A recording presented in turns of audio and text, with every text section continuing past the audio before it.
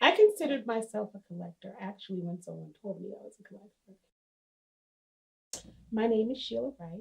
One of the first pieces in my collection, remember it. First print was Somewhere to Turn by LaShawn Beale, and my first original was Any Which Way by Larry Poncho Brown. When I first started collecting, the buying process was pretty much like what I liked. What kind of sparked my interest, which gravitated to me, which spoke to me, what colors popped out to me, themes and mediums. Um, but then I was going to, again, a lot of shows. I was going to the October Gallery in Philadelphia every year. I think it was referred to as the International Art Expo. I was going to Jacob Javits Center for the international show that they had every year. So I was just buying what I like. So what's of course what guided my acquiring or buying art changed to um, the artist, the career of the artist, the work itself, um, the investment potential, because I started looking at art as an investment more so than just buying what I like. So it depends on whether I'm at a gallery or whether I'm at an art show or a private show with the artist.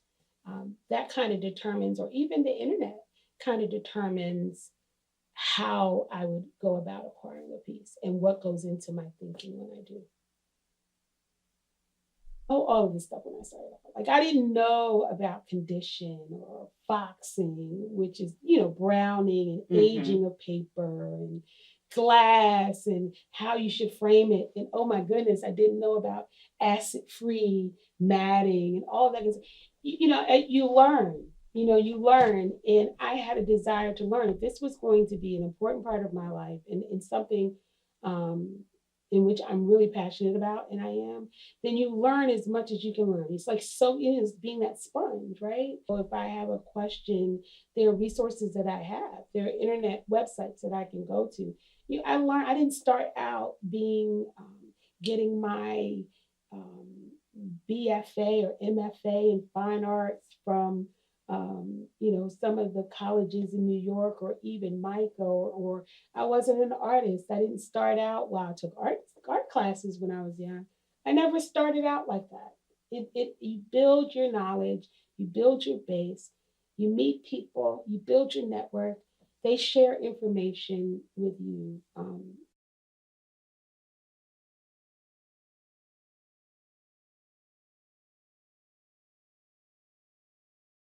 And I had a number of artwork by contemporary artists in my collection, but I decided that I also wanted to make a concentrated effort to acquire works of art from collectors who were no longer with us during in the Harlem Renaissance or the 19th century. The individuals that I consult with in case of a disaster as a part of collection management for me. When I first acquire a piece, the very first thing I do within the first weeks, few maybe 2 weeks of getting it, is to take it to an archival specialist, and they shoot it for me. They actually capture the images, high resolution images for me, which I keep in various locations. And so if there is an instance where everything is broken, right? Everything technology based is broken. The cloud isn't working. My phone went bust.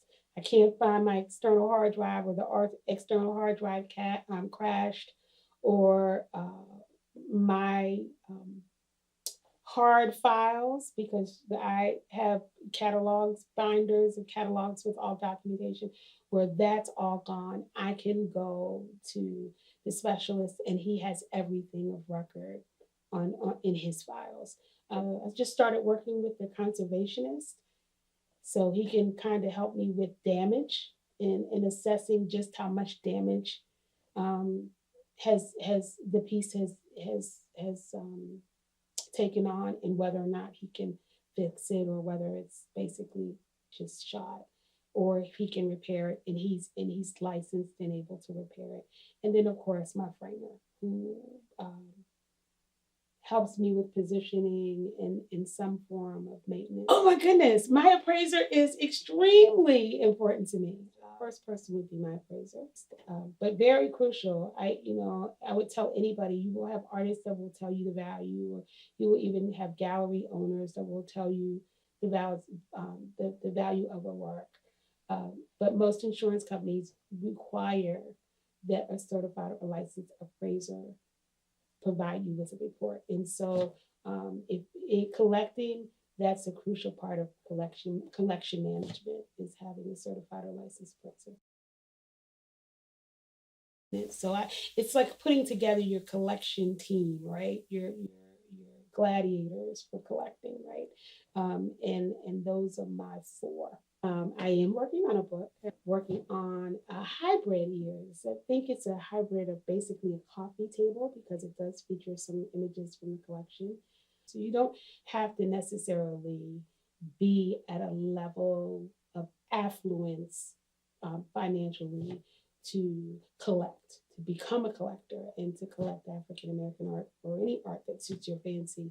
And so this piece, I start talking about my journey. I go into talking about my journey and the fact that, some of the things that you think you have to do, or, when you look at art collectors or the Rockefellers, the Morgans and the Kennedys, and you don't have to be at that financial level to begin to collect. You can start, shape your direction, your strategy, and start. Um, $100, there you can, $100 or even less, and build your collection and build what you can afford, and make it work for you. So this book kind of talks about that, and it also talks about some pieces that I thoroughly enjoyed collecting and acquiring over the last 20 some years.